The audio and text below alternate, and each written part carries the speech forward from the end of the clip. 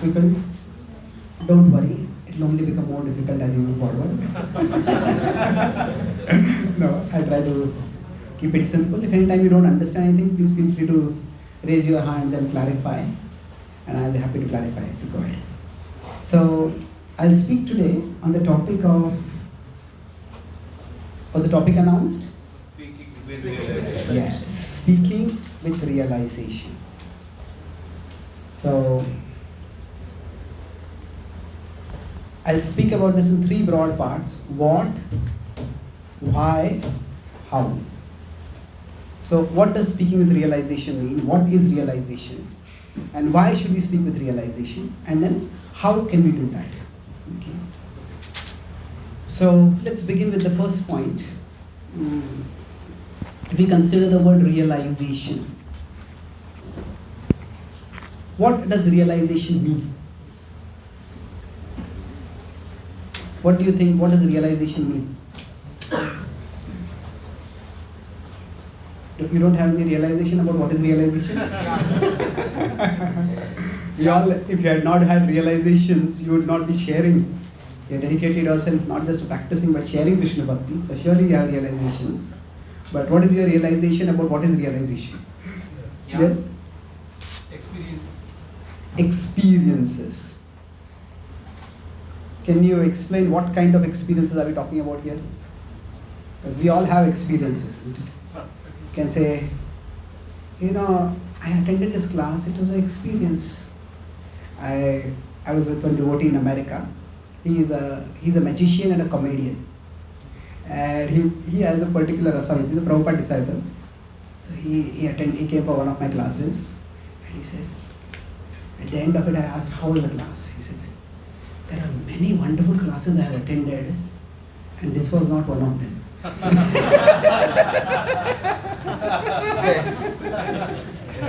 So then I replied, and I told him, there are many wonderful appreciations of my class I have heard, and this was not one of them.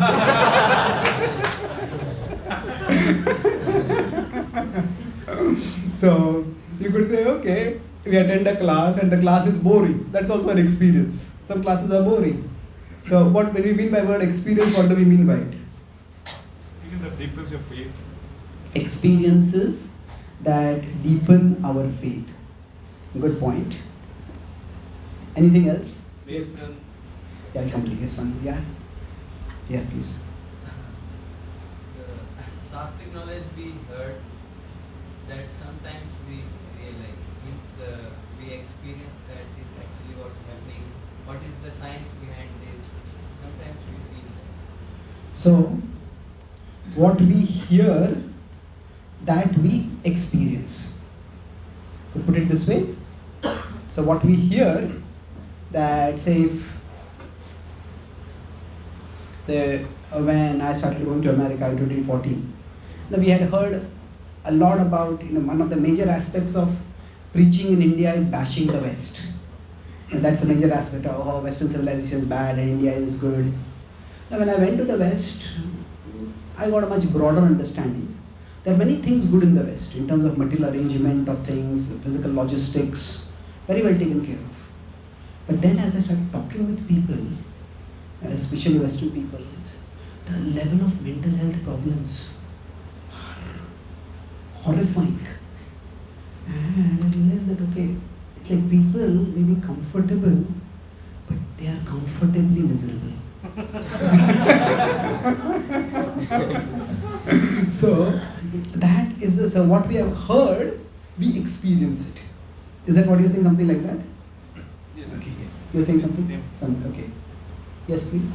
Because when we hear some knowledge and when we try to apply it on a day-to-day basis, then after applying we get some certain realization. Okay, this is the knowledge, but in practical way, this is the application of that knowledge. So by applying any knowledge, we get realization. So you have gone to the last part of applying. How? That's the answer to that. That's fine.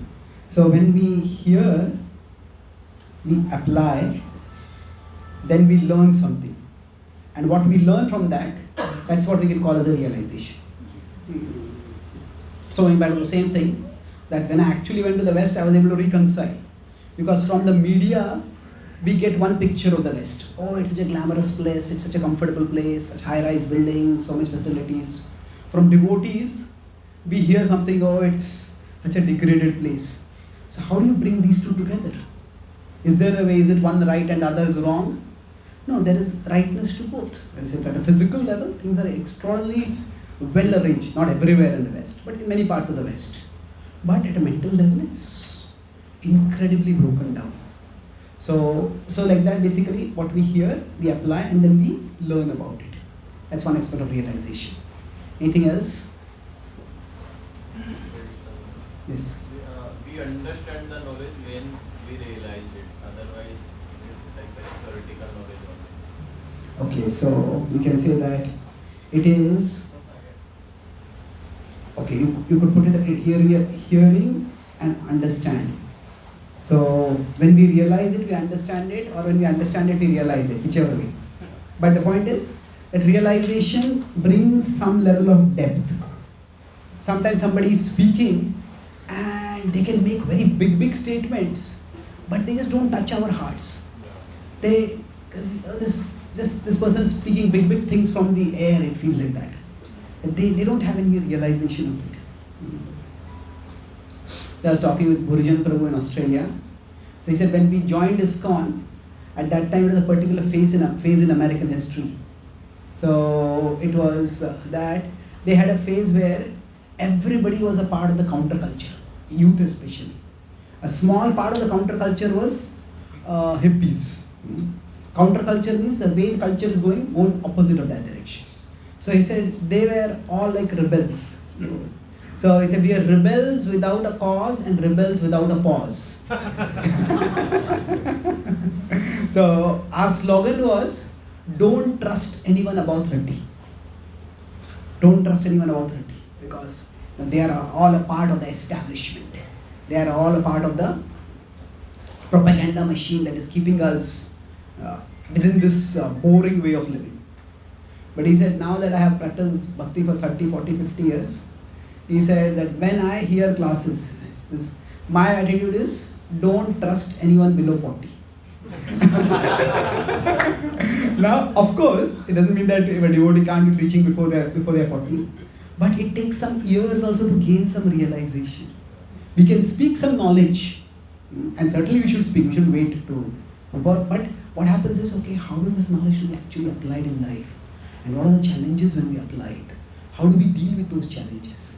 Now sometimes we may speak such unrealistic things which create a lot of trouble when people try to apply it, which we ourselves will not be able to apply. That doesn't mean they are not right. But there is a balanced, systematic way of explaining things. So when somebody is not having realization, then there's not much depth in what they're saying. It sounds impressive, but it doesn't really impact people. It does not really transform people in a constructive way. Anything else? A bunch of experiences that project a particular belief. Is a reality. That particular belief. That's a realization. So experiences that project. Yes. What do you mean by project here in this context? Means there are so many experiences I have, and that project to a belief means, okay, this is the conclusion of that experience. By project you mean like point to, Yeah. or convince us about, or reinforce, strengthen. Yes. So project a particular, you could say belief, a faith, a conviction. Yes. So for example, now all of you are into youth outreach. Now maybe 20 years before, 30 years ago, there's hardly any youth outreach happening in our movement. But in I think was it 2004? When we had the big national first youth convention, 2004 I think. So that was one of the first national youth conventions we had. Okay, we are just remembering that now we have so many in different parts of the country. So when we had that, devotees from all over the country came, and they saw so many young people actually coming and hearing and learning and taking it up, and then it created a sensation. And all over the country, different temples started adopting, and now there's so many of you are there. And it's amazing that there are so many of you at 3 different levels. I go to America, and all of America, we don't have this many brahmacharis. Isn't it? That is just one service at one level, we have so many. devotees taking up this service. That's amazing. So yes, so when we experienced, and okay, this was impactful. This was actually people are young youth are interested and they become dedicated and they can become leaders in our movement. Then we start investing more and more energies. So it is a set of experiences that help us get a particular focus in our life, a particular priority, a particular conviction about what we should do and where we should go. Okay. Any last point about realization? A couple of yes, please. Realization means certain things that leads us to some conclusion and removes confusion. Suppose I am having some theoretical ideas and that leads to some conclusion or some confusion clearing situation. Okay, so confusion is removed and conclusion is established. So nashto moha smritir labdha. So nashto moha is confusion is removed and sthitosmi gata sandeha karishye vachinam tava. That is the conclusion. I will do your will. It's a nice way of looking at it. When you get realization, that happens to us. Yes, please. Reciprocation by the Lord and some. Okay, so realization comes as a reciprocation by the Lord. Is that what you are saying? Yes. So we can say realizations is the mercy of Krishna. It is by his mercy that we get realizations. So jnana vijnana sahitam or jnana vijnana truptatma in the Bhagavad Gita 6.9 Krishna says that that when we get both of those together, then actually we move towards realization. That is contentment. Prabhupada that talks about how theoretical knowledge is not very significant. We need to get realization. Yes, good. So thank you. All of this is very helpful. Generally speaking, in spiritual life there are concepts and it's not very easy to define the concepts. So what, do you have the other mic? Devotees can move forward little. Okay. So is there a generator which power will come back? Or? Okay. You just give it to me, no need for the stand.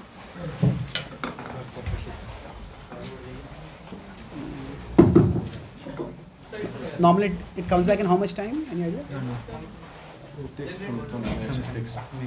The projector will work on generator or no? No. Projector won't work. On generator. Okay, can you do one thing? Who was with me? Anupro. So in my suitcase, there's a black bag which contains a projector which works on a battery. You just get that. Let's see if it works. I don't know if it's charged or not. But okay. So it's not that there is any one generally most spiritual concepts, it's not that there is one definition that can completely explain that concept. It's through different points we try to understand. So the example is given Chaitanya Charan of Shakha Chandra Nyaya. That the moon cannot be seen directly by a child, so we should tell the child that okay, this is a branch, and the moon is in between, and the child sees the moon. So like that, when we want to understand what is realization, broadly speaking, we can say realization means that which is a reality, we understand and experience it to be a reality. That which is a reality. So, through our experience, we recognize that it is a reality. So, for example, oh good. This generator or this is the... Okay, then maybe we can call and tell him no need to get a projector.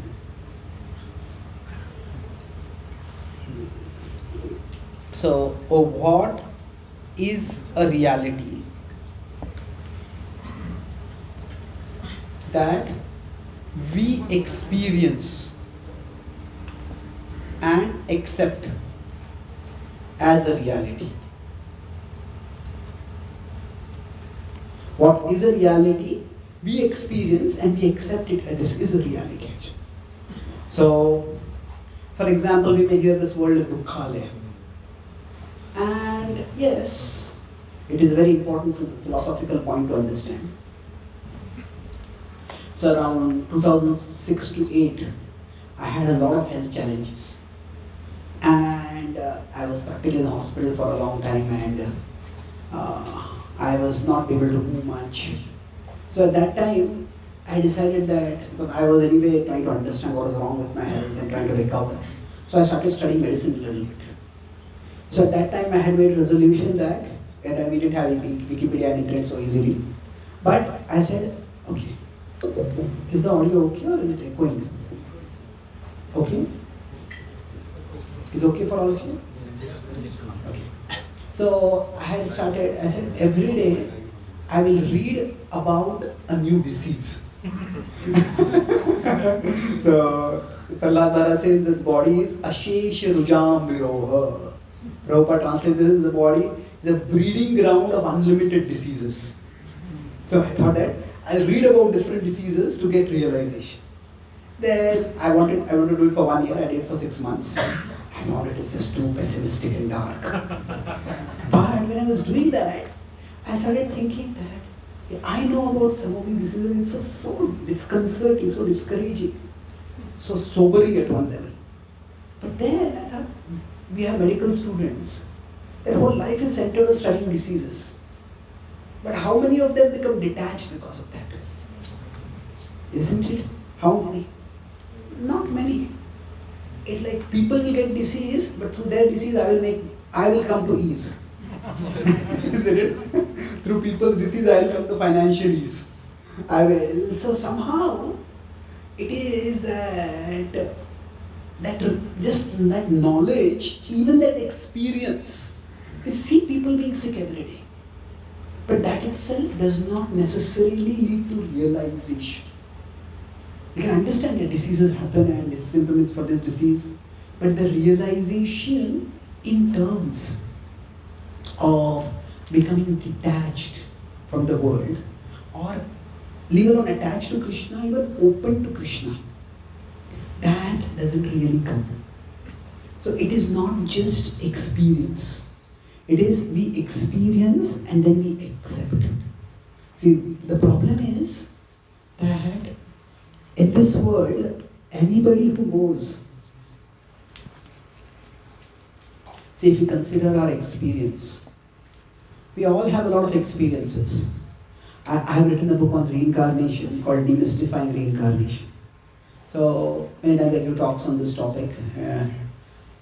I was in Australia and one boy came to me after a class on reincarnation. So I have a very serious personal question. I said, okay. He said, I'm in love with this girl and we've been trying to get married for the last 3.5 years. But somehow her parents are opposed, my parents are opposed. And it's just not working out. So now we've accepted that this is not happening. She's getting married to some other boy. So, okay, just clearly he says, I want to know, you have written this book on reincarnation. I want to know what karma can I do in this lifetime so that I can get to marry her in my next life.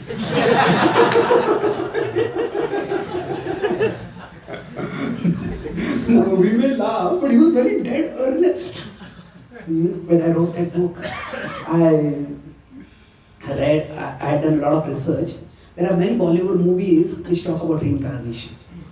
And in them, reincarnation is just a convenient plot twist to overcome the inconvenience of death.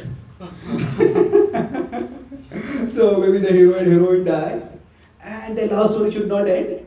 So many times they come back in the exact same body, looking exactly the same.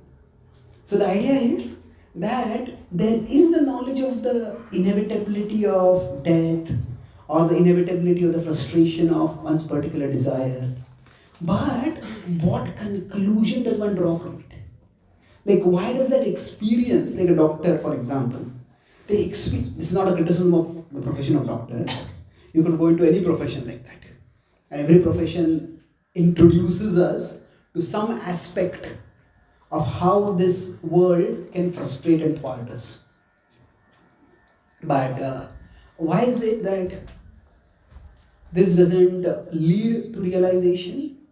So because what happens is we all have a variety of experiences. So, for example, a doctor may experience the pain of disease. But the doctor will also experience the pleasure of earning, or, okay, it's coming there, with the pleasure of healing someone of disease. So now, depending on which experience someone emphasizes more, accordingly, they may think that this particular thing, oh, this is the exception. Like, oh, these diseases happen, but I won't get the disease. I won't fall sick. I will prosper. I will succeed. I will be happy. Okay, you have to go to the digital in inputs. The digital video.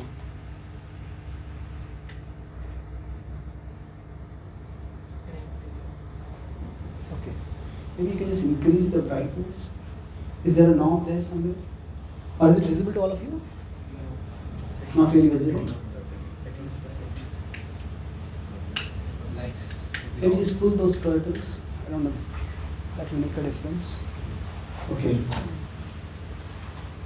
Is there a, you can lift it a little bit, see if there's a brightness knob somewhere?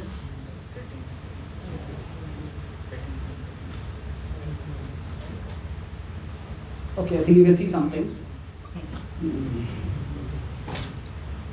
It's not visible at all to you? Slightly visible?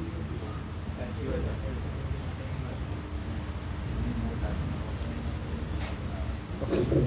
Anyway, let's move forward. So, basically, we experience something, but after experiencing, what aspect of the experience do we highlight? What aspect of the experience do we remember? Everybody has experiences, but having experiences alone does not make one experienced. It is learning from experiences that makes us experienced. That's the experience in the sense of becoming wise. So somebody may experience a particular situation, but what is the takeaway from that situation? What is the realization that what they take away from that situation, that will determine whether they get a realization or they don't get a realization. So somebody may think that the pain is the standard and pleasure is there, but this is the main experience and this is the minor experience. There's so much pain in the world and suffering that is okay. I can make some contribution and that is good. I want to make some difference. I can earn some living, but the bigger reality is that there is suffering. On the other hand, somebody may make this as the minor experience. Oh, there is suffering, but the main thing is, I am so respected in society. I have got so many awards. I have built such a big house. So if that is what they carry home, then what will happen? They will not get realization. They will not get realization. So suppose somebody is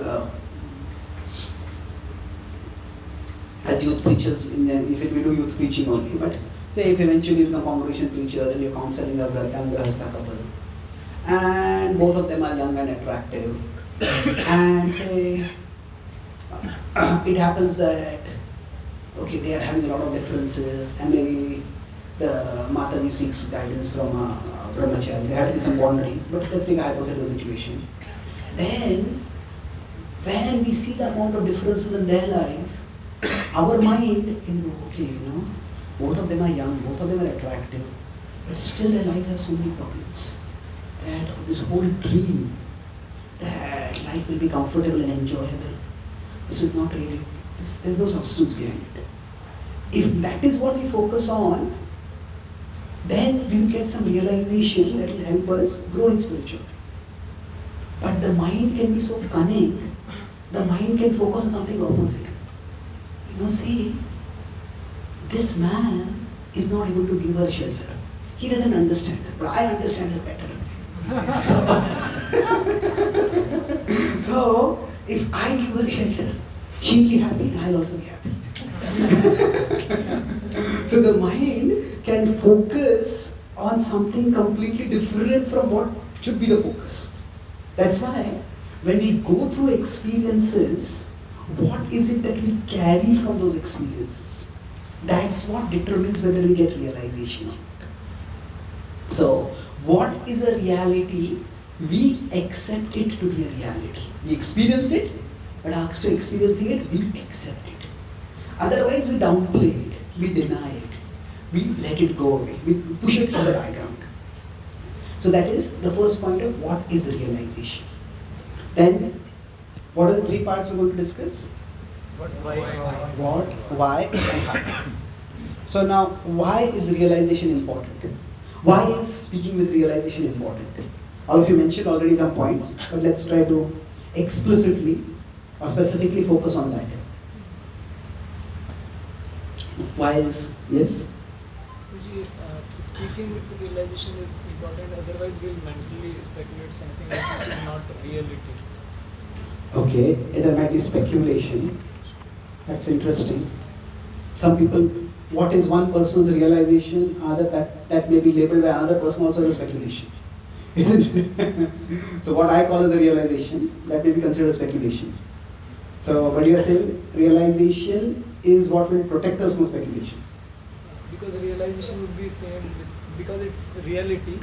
So Okay, that's an interesting point.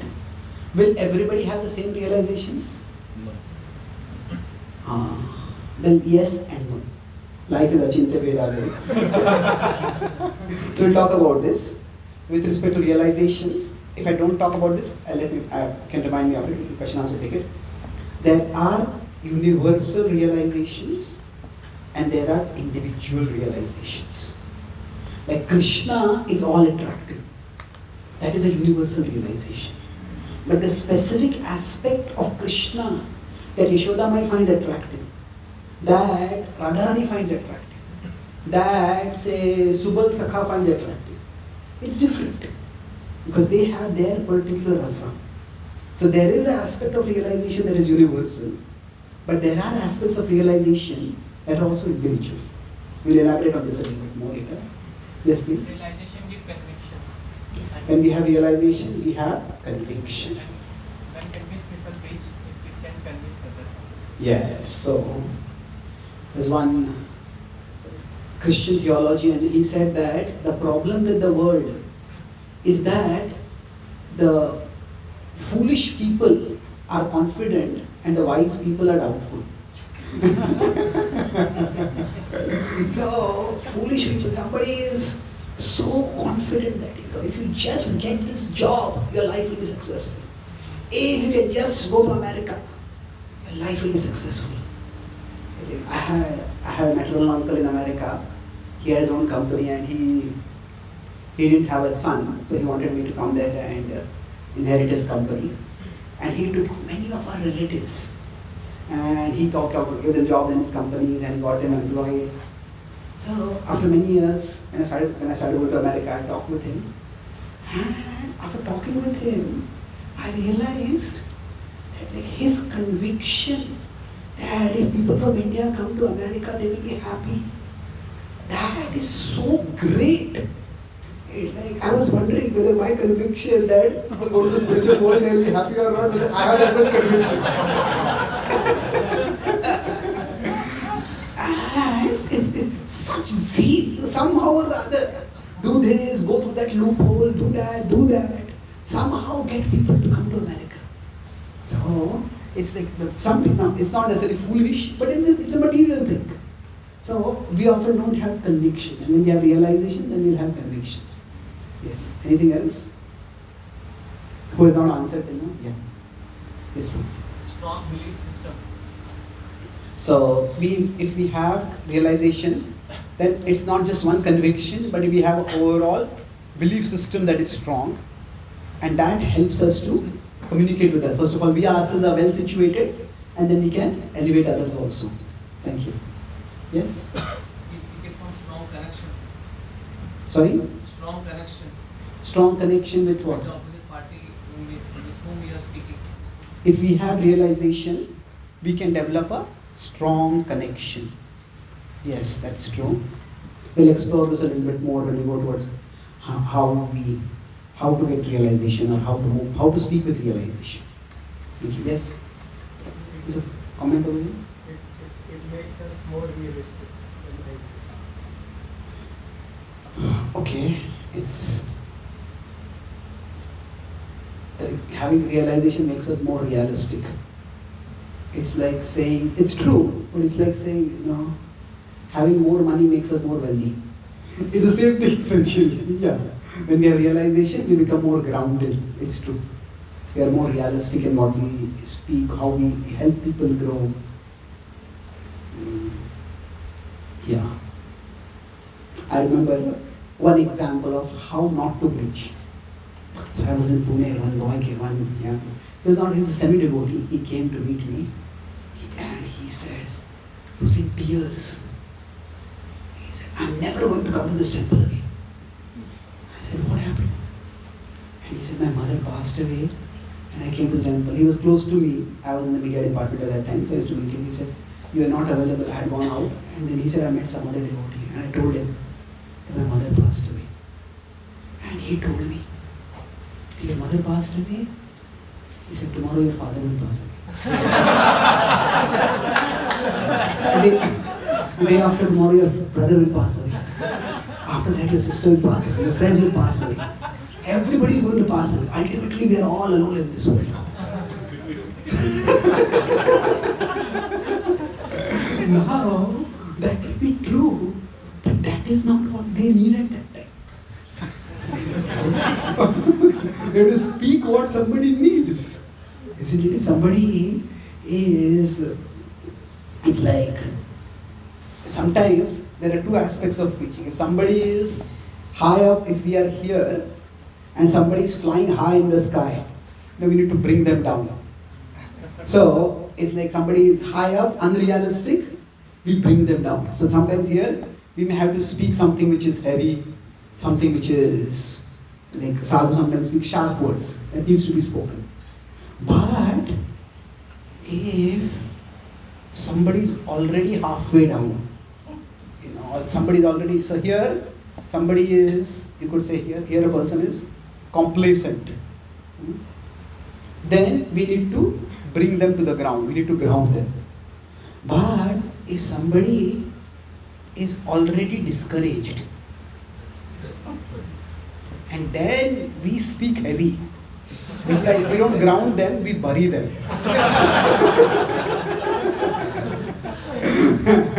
And that's not very helpful. That's not at all helpful, in fact. So, there are times, definitely. So, if somebody is at this level where they are discouraged, then we need to speak something which lifts them up. We need to encourage them. So basically, when we are preaching, it is if somebody, as I said, we comfort the afflicted and we afflict the comforted. If somebody is high up, we bring them down. Somebody is down, we need to encourage them. We need to solace them. So preaching has these two aspects. Is this visible to all of you? No? Yes. Okay. It's interesting. It's not visible for me from here. So it's like we afflict the comforted. That is, somebody is high up in the world, overall very proud, very happy, very comfortable, then afflict them, bring them to the reality. But then we also have to comfort the afflicted. The Bhagavatam 3rd canto says that one who travels around the world, reassuring everyone of safety through the shelter of the Lord, that person becomes very dear to the Lord. So, it depends. It makes us more realistic, means we understand where people are at and we elevate them accordingly. Okay. Anything else? Why speak with realization? Appropriate and mature dealings. Okay, so realization helps us to speak what is appropriate and mature. Excellent. So, to the extent we are realized, we understand where people are at and we can take them out from there. So, in general, realization, now all that you said, I just try to summarize it in a few words. Realization at one level brings authenticity. See, there is our Shastra knowledge that can bring authority, and that is important. But we can't just be quoting authority. We also need to have authenticity. So, speaking with realization brings authenticity. This is something which you have experienced, this is something which you have gone through. You know some things from this, and then you are speaking it. So, it brings authenticity. Then, yeah. What is Shastric knowledge is as authority, but we have to speak. See, authority means that this is from Bhagavad Gita, this is from Bhagavatam. This is not just my concoction, my speculation. That's authority. Right? This is an authority. But authenticity means this is what I have experienced, this is what I have realized. So, the difference between authority and authenticity is authority is about the source. Authenticity is about the medium. The source is important, but the medium is also important. That some people when they may speak a very simple class, but it touches our heart. Some people may quote a lot of verses, lot of different points, and you may be impressed by their knowledge, but it doesn't really touch our heart. It doesn't necessarily inspire us to take to bhakti. So authenticity is more about it's coming from our heart and it goes to the heart of the other person. That's authenticity. So it has authenticity, as you mentioned, it has appropriateness, and there is an appeal. It's appealing. That when somebody speaks authentically, somebody speaks with realization, there is a significant appeal to it that is often lacking when somebody is speaking superficially. So we could go into this further, but let's focus on the last and the most important part of the session. How do we speak with realization? Okay. So Srila Prabhupada himself, in the first canto, in the Narad Vyas Samvad, gives an explanation of this. What does speaking with realization mean? He says there is the knowledge of scripture, and he says there are the interests of the audience. So he says speaking with realization means we don't extort something unauthentic from the scripture. But we take that section from scripture, or we focus on finding how scripture can be presented in a way that is interesting for the audience. What is of interest to the audience? Say, if we go to a college program, one-time program, we say, okay, today I will speak how Achintya Veda is better than Vishishta Advaita. Now, it may be very much based on our scripture, our tradition, but is that of any interest to the audience? No, that's not of any interest to the audience, isn't it? So, on the other hand, if somebody goes to a college, they say, okay, now I'll tell you how you can study so that you can go to America. That may be of interest to people, but there's nothing of scripture in it, isn't it? So we have to find out what is of interest to the audience and what is scripture message and where do the two intersect. So when we do that, that is when we are speaking with realization. You want to say something to me? So this is the Narad Vyas Samvad, Prabhupada talks about it. Now, to speak in a way that is interesting for the audience. Now, it's important when we say interests, people can have many different interests. We don't have to speak about every single one of their interests. We can't and we shouldn't. But those of their interests that we can connect with Krishna. Say for example, when we go for a one-time program, we try to speak of something which is more practically related with their concerns. How students can improve their concentration, or how we can have more positive thoughts, or how we can apply, say, spiritual wisdom for better decision making or whatever, something which is relevant to their immediate concerns. So it is important that we be able to understand the audience's concerns. And then once we understand the concern of the audience, the interests is one word. There is this acronym NICE. We should be nice to people. You know what is nice? Yeah, it's needs, interests, concerns and expectations. So in general, it's important to understand these. So if we consider, let's take Prabhupada's example also about how to present things in a way that is interesting for the audience. If we see Srila Prabhupada's life, when did Srila Prabhupada appear? 1896. When did he meet his Guru Maharaj? 1922. When did he go to America? 1965. When did he depart from the world? 1977. Yes. Okay. So now if we consider broadly, we can say that Prabhupada's outreach, it had 3 phases. One was in India. Actually, you can say here, it started more or less from 42 or 45. When in the Second World War time, it said Prabhupada started writing back to Godhead. Then Prabhupada from 65 to 70 focused on the West. Mostly in the West only he was. 68 he came back briefly, then he went back again. Now from 70 to 71, Prabhupada was in India. And you could say this is India 1, India 2. After that, Prabhupada was traveling abroad, but Prabhupada was mostly based in India. He made his base in India. Now if we look at each of these phases of Srila Prabhupada's life, and we'll try to see a little bit how Prabhupada functioned. Now when Prabhupada was in India, Prabhupada tried a lot of things. So,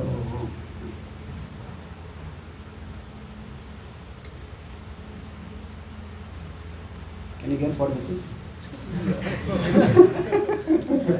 Forget it. This is a map of India. Okay.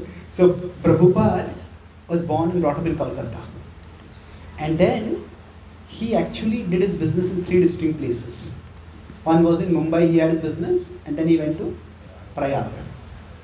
Now, if you consider, I've talked with one of my devotee friends who's done his PhD in history, basically pre-independence history of India, that period.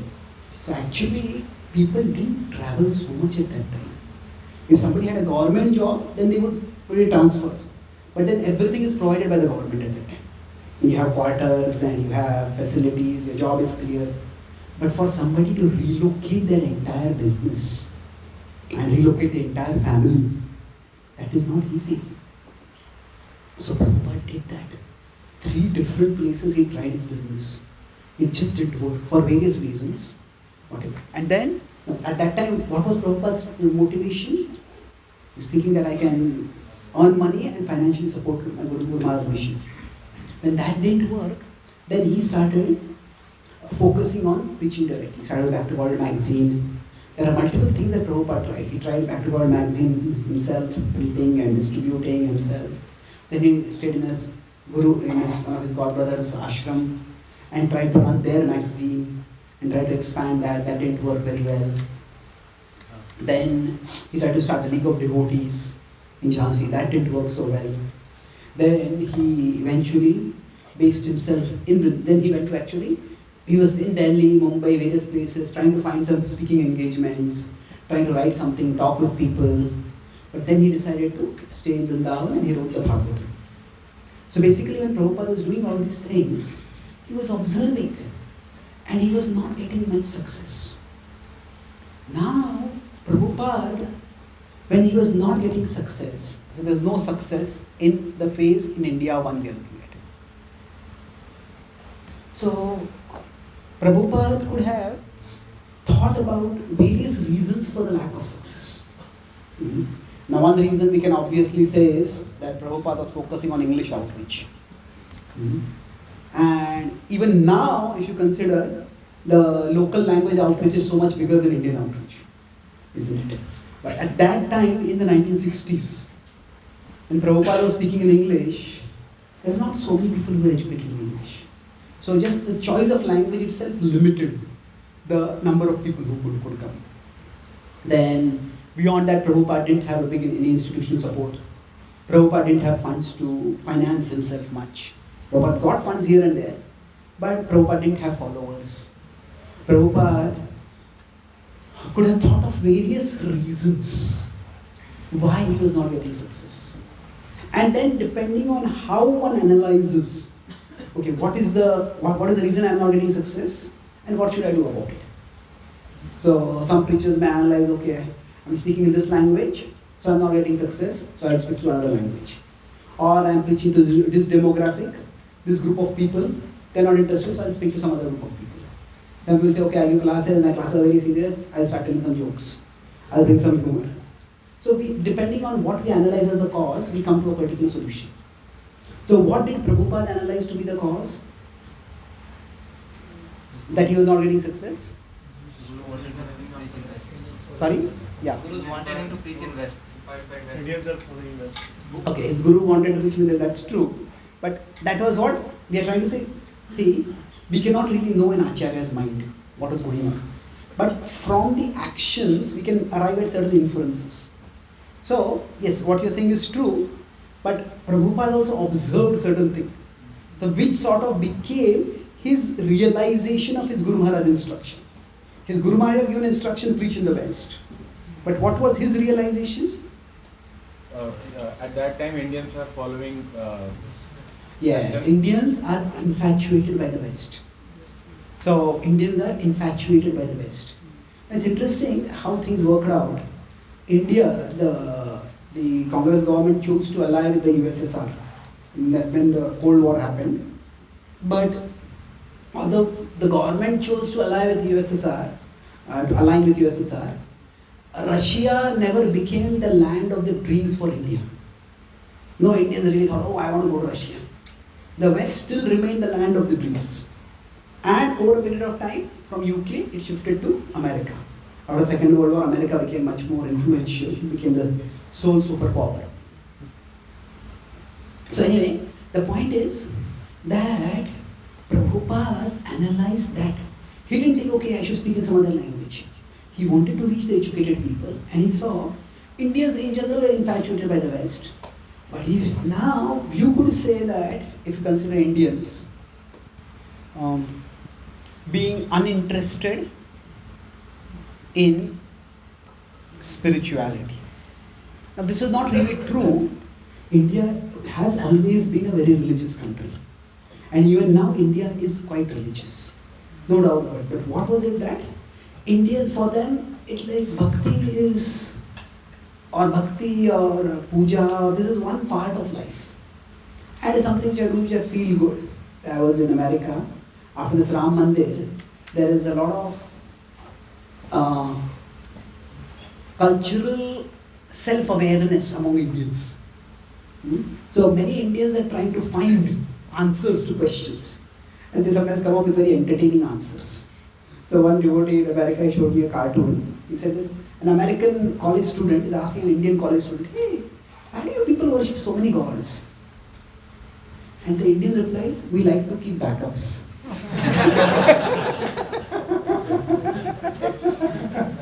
So the idea is that people don't have answers.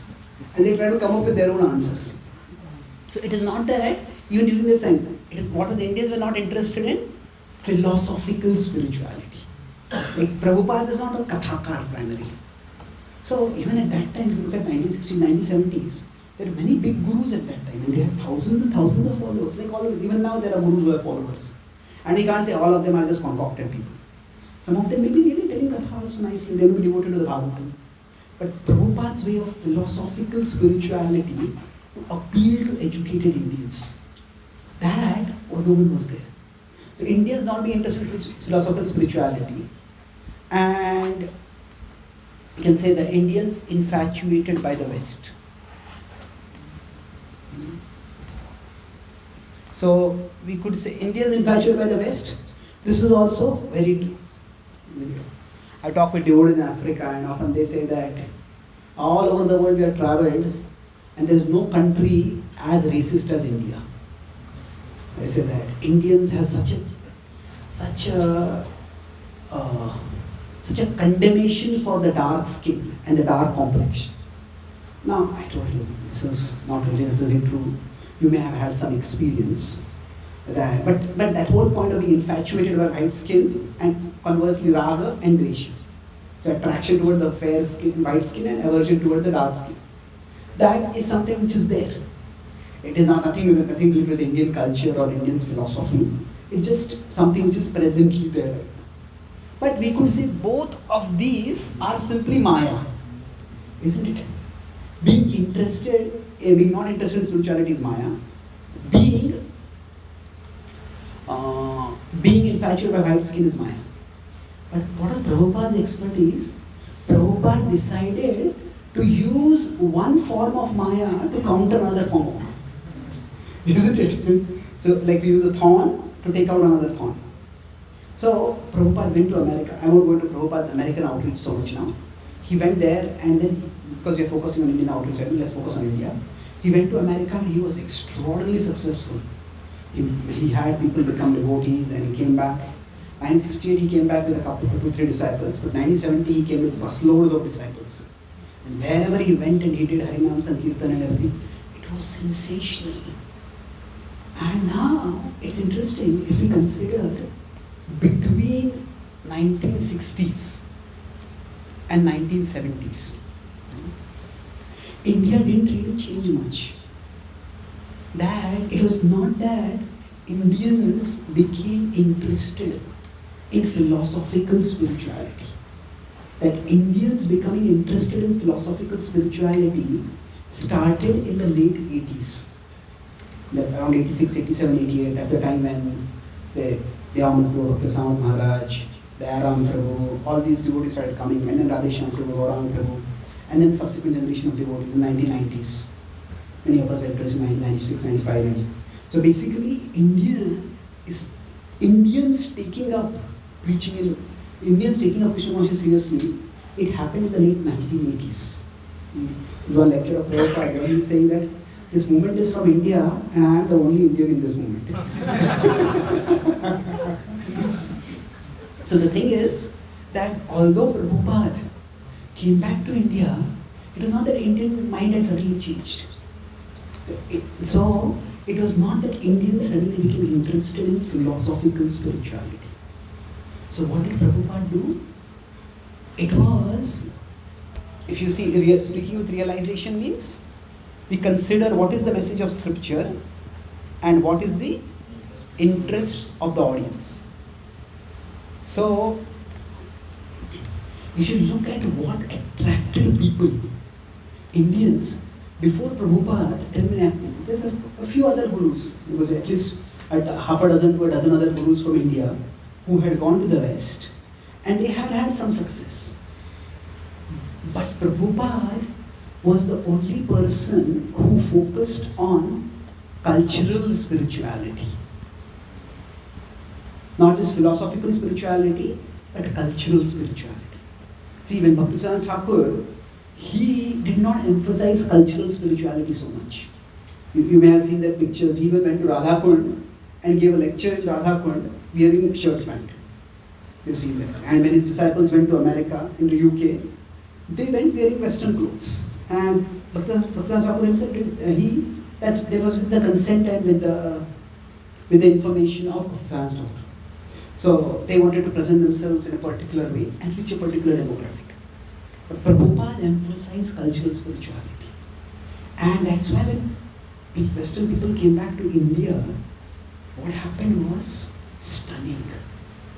For Western people to see, for Indians to see Westerners wearing dhoti, kurta and sari, that was incredible. There's an editorial in Times of India, part of it is published in the Leelamurti. Says there's this reporter, he's saying that these Westerners, they ruled India for so long.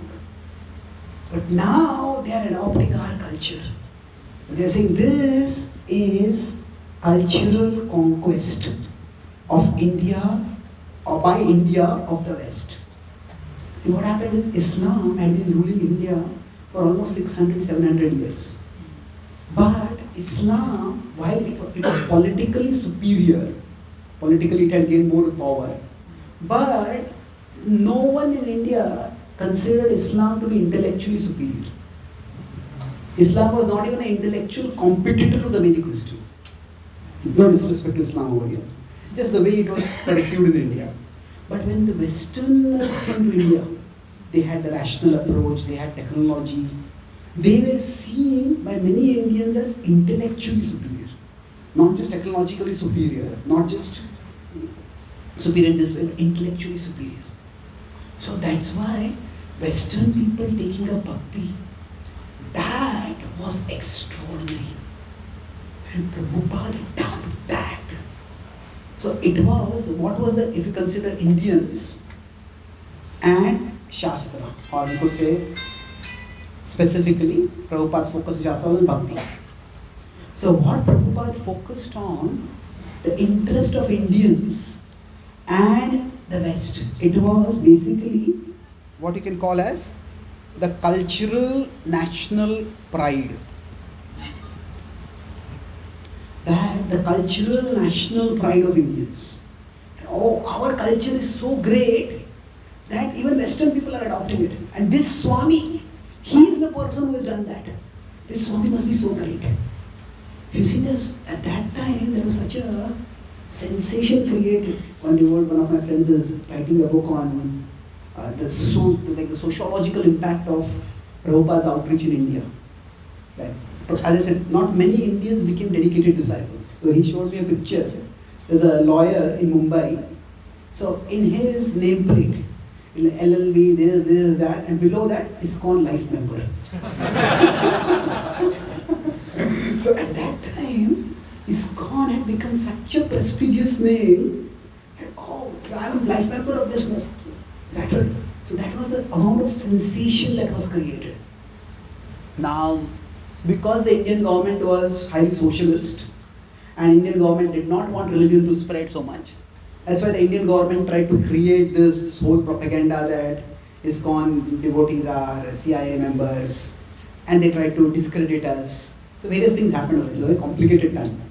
But the point I'm making is, if you see Prabhupada's lectures in India, he's speaking philosophy, but in between what he talks, and especially his one-to-one discussions with people, with well-wishers, what he's talking. He's saying, in one Hindi lecture, he says that ये भगवद गीता के लिए दुनिया में बहुत market है. ये India, ये भारत का विजडम है, ये भारत का ज्ञान है. भारतीयों को ये दुनिया भर लेके जाके देना चाहिए, पर ये दुर्दशा है कि भारत में मुझे परदेश से लोग लाने पड़ रहे हैं भगवद गीता सिखाने के लिए. So the whole pitch was, now you could say Bhagavad Gita is transcendental. Now the first teachings of Bhagavad Gita is that you are not an Indian. Isn't it? If you are not the body, you are not an Indian also. But this is Yukta Vairagya. So speaking according to the interests of people. So now to understand philosophy, to appreciate philosophy, it requires a particular level of financial stability, it requires a level of educational evolution, whatever factors. So those factors came in the late 80s, early 90s. But what Prabhupada did was, in his Indian outreach, Prabhupada did three main things. He had Western disciples as the face of the movement, which attracted people. The second was, Prabhupada focused on building big temples. Why? Because that would also catch the imagination.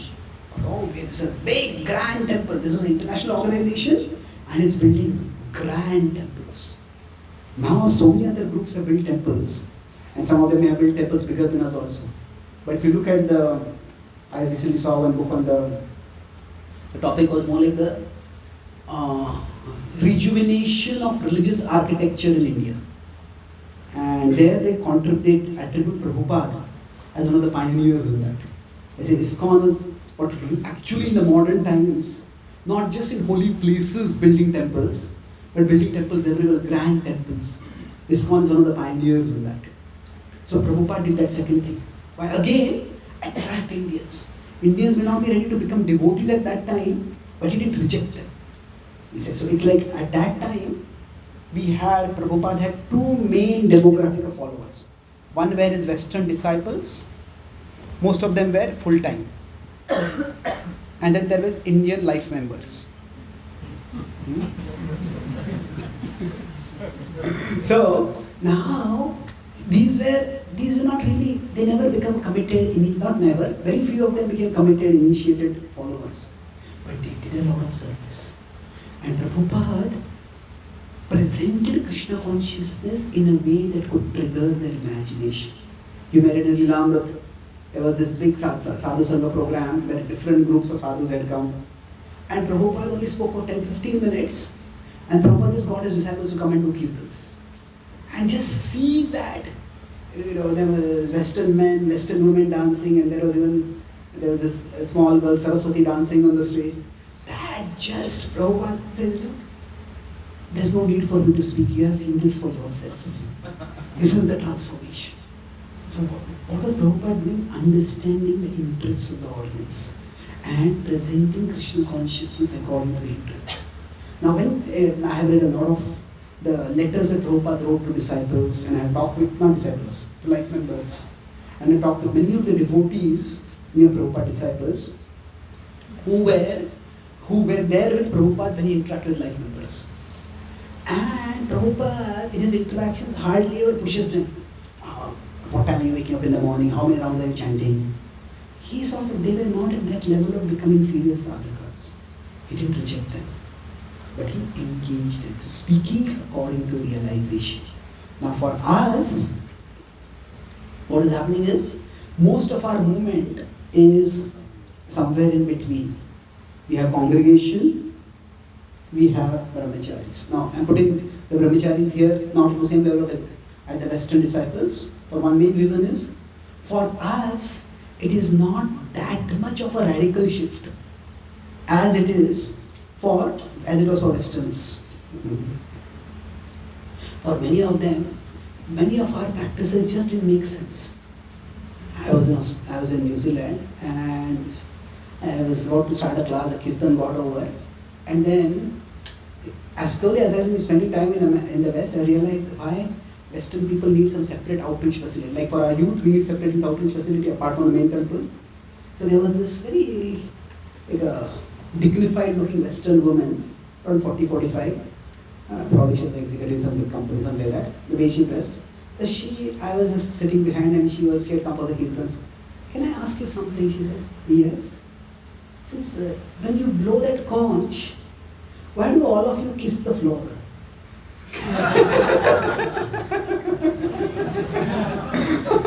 So when you do the Dandavat Pranam, there is no comprehension of that. Why do you kiss the floor? So people had no comprehension of what is going on. So for them it was a very radical change. For us it's not that radical change. But for all of us, when we are trying to share Krishna Bhakti, we try to understand our audience. And according to understanding, as per we understand our audience, then we present Krishna Bhakti in a way that can relate with them. So this, we understand scripture, we understand our audience. Both is important. And to the extent we do both. So I'll conclude with one last point about how can we find this area of intersection. That at one level, it is that we follow our leaders. Youth outreach has become very widespread, fairly successful, and there is already a pattern that has been set up and that works very well. At the same time, things will change. Now, for example, one big change is social media now. So 20 years ago, there's practically no social media. Now, there's practically no one without social media. So it's Yanisha Sarva Bhutana almost. It's almost completely opposite. So now, yes, we can tell people don't get caught in social media, don't get caught in the internet.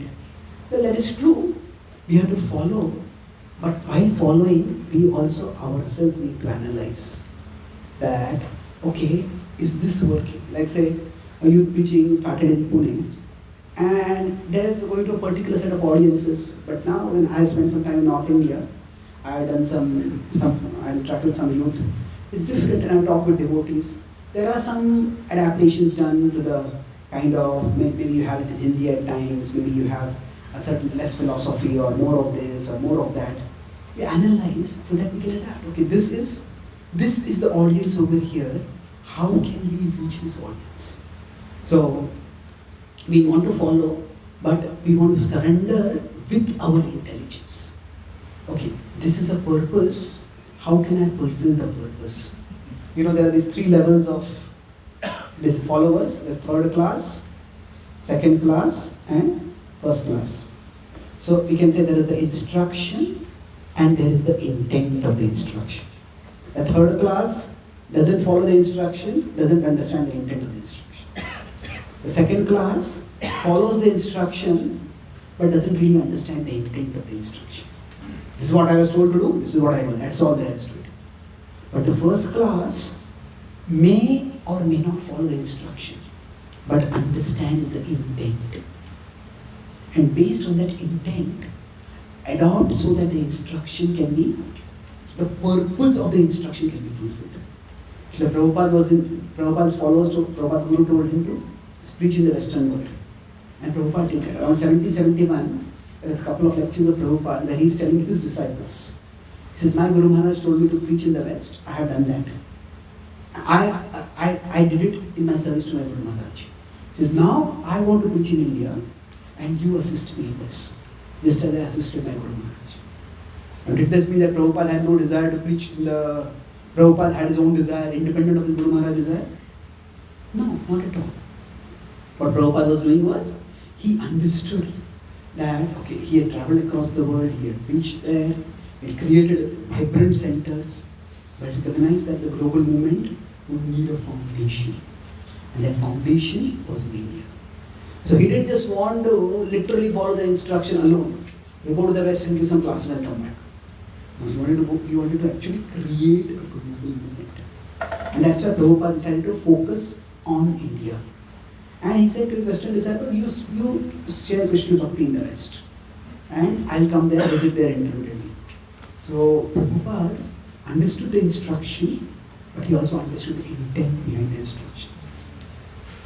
So when we are following, we are also analyzing. Analyzing not just to defy or to reject, but to see what is the impact. And then after we follow, we analyze. Then we resolve. When we do this, then our outreach can go far. But resolve means, okay, this is what really works. This has significant impact. And different devotees, based on their own personal nature, their area of service, their inspiration, they may take different areas. Now somebody may focus more on going to a remote place and starting a center over there. Somebody may say, in our temples only so many people are coming. Let's see how we can attract the people in the temples. But this is one dramatic thing that has happened, that somehow coming to temples has become cool among the youth now. It is like, I come to the temple and I want to take a selfie that I visited the temple. So, it is so many people are coming. It's not just in India, it's in the West also. When I went to Canada, I went to Australia, our temples are full of young Indians coming. So that's a huge, that this particular young people on their own coming to the temples, this was not there 20 years ago. Now, what do we do for them? How do we cultivate them? There's a particular niche over there. And now education is also huge, complex. So, I'll conclude here. Okay. I said I'll conclude many points, but this, that how new areas can be found. Each of us, if you're following, but you're also analyzing. By resolve, I'm not talking about conflict resolution. I'm talking resolve in the other and New Year resolution. Resolve means do with conviction. When we are speaking, when we follow, we analyze, we can resolve it. This is where I have been given some gifts, this is where I have some interests, this is the area of service I can follow. Then each one of us can play our part, a significant part in Krishna's plan. We are all, we know this 15:7. What is the verse? 15.7? Mami Mahasho Jiva Loke. We are Krishna's parts. And eternally we are Krishna's parts. We are always parts of Krishna. What does that mean practically? That, say, if somebody is selected in the Indian national cricket team, if they are a part of the Indian cricket team, that means they have a part in the cricket team. That part, they might be a spinner, they might be a fast bowler, they might be opening batsman, they might be a middle order batsman. They have a part. So they talk with the team management. They see the match situation. They understand their own skills. They develop and discover their skills, and then they play their role. So like that, we are all parts of Krishna. That means we always have parts in Krishna's plan. If we are parts of Krishna, we have parts in Krishna's plan. And each one of us, when we try to understand, try to gain realization, there in Prabhupada's big mission, in Krishna's big mission, we all may have a small part, a big part, whatever it is.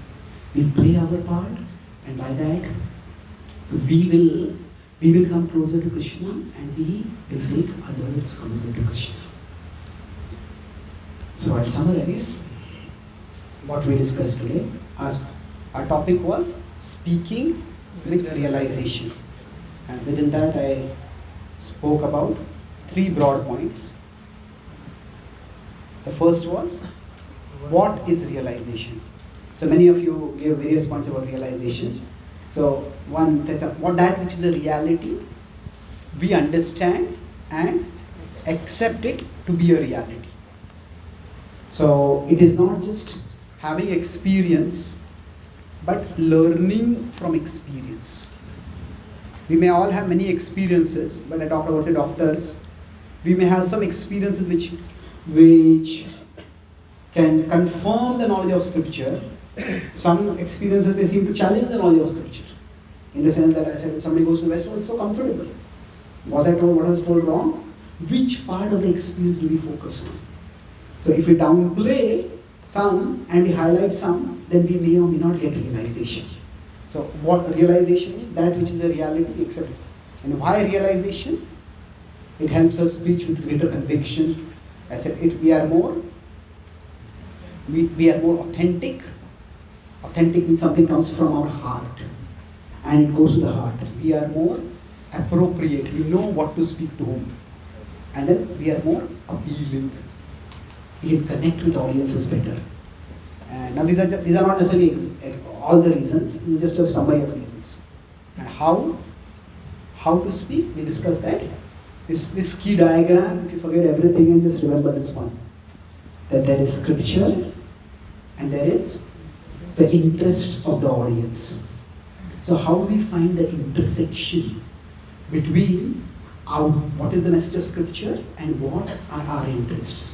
We find that intersection, then we can speak with realization. I used Srila Prabhupada's example. Srila Prabhupada in India, in the second time. It was not that India had become interested in philosophical spirituality, but Prabhupada focused there on the cultural national pride. That, this is our culture. And the Western people are taking it. This Swamiji is made to take it. So Prabhupada used that as a way to engage people, even when they were not ready to take to bhakti. And for us, to gain realization, we talked about 3 things. We'll go far. F was follow. So there is a path given to us, we follow that. While following, we analyze. This is what will make us ultimately the first class. We not just follow the instruction, but we understand the intent behind the instruction. And then finally, resolve. Okay, this is what I can do. This is my part. We all have a part in Krishna's plan. We try to find out our part. In this way, Krishna can empower each one of us to have an impact on our own hearts and on the hearts of many others. Thank you very much. Hare Krishna. Thank you so much, Rohit. It was a wonderful session. I mean, the best part was how you took this topic to glorify the mission of Srila Prabhupada and his teachings also. So and I could really feel the heat at some point. I was even sweating. And probably like we can allow this, the audience to ask one question because we have the next session. So one question. Okay, sure. So we request all the devotees to move on. Yes. Thank you very much. The Prabhupada ki jai. Gaur Bhakta Vrinda ki jai. Gaur Premanand. Personally, devotees can ask personally, probably so you can spend 2 minutes. Sure. So Hare Krishna, I would like to really thank Chaitanya Charan. He came on a very short notice and he came by adjusting his schedule. He's immediately having another class and